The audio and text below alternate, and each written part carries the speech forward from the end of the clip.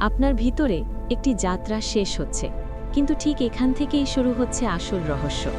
একটি বিশাল ছায়াযুক্ত সুড়ঙ্গ, অজানার দিকে প্রসারিত, বৃহতন্ত্র, নীরব, উপেক্ষিত। তবুও এর ছাড়া জীবনধারণ ধ্বংস হয়ে যায়।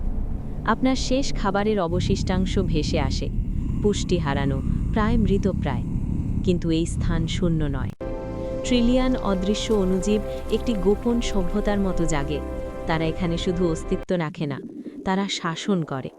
প্রাচীরগুলি ধীরে স্পন্দন করে, শেষ পানির ফোঁটা টানছে। প্রতিটি অণু গুরুত্বপূর্ণ। এই সূক্ষ্ম ভারসাম্য ছাড়া শরীর শুষ্ক হয়, দুর্বল হয়, ব্যর্থ হয়। এটি নীরব কাজ, কিন্তু গুরুত্বপূর্ণ, সঠিক, নিরলস।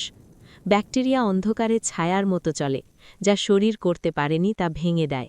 ভিটামিন উৎপাদন করে, আক্রমণকারীদের প্রতিরোধ করে, আপনার স্বাস্থ্য গঠন করে। কিন্তু যখন এই ভারসাম্য ভেঙে যায়, অরাজকতা শুরু হয়। ব্যথা, প্রদাহ, রোগ। একটি ভঙ্গুর জোট, সবসময় প্রান্তে। প্রাচীরগুলি ধীরে তালময় ঢেউয়ে সংকুচিত হয়, সবকিছু এগিয়ে ঠেলে। একটি চূড়ান্ত শোভাযাত্রা। কিছুই তাড়াহুড়ো নয়, কিছুই নষ্ট নয়, প্রতিটি সেকেন্ড গণনা করা হয়েছে। আপনি কখনো অনুভব করবেন না, কখনো দেখবেন না। তবুও গভীরে এই সিস্টেম অক্লান্তভাবে আপনার জন্য কাজ করছে, আপনাকে রক্ষা করছে, আপনাকে সমর্থন করছে। এমনকি যখন আপনি ভুলে যান যে এটি বিদ্যমান।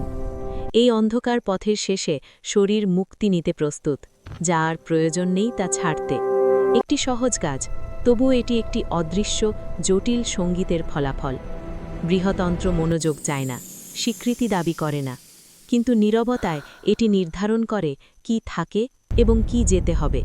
এবং কখনো কখনো জীবনধারণ নির্ভর করে পার্থক্য বোঝার উপর।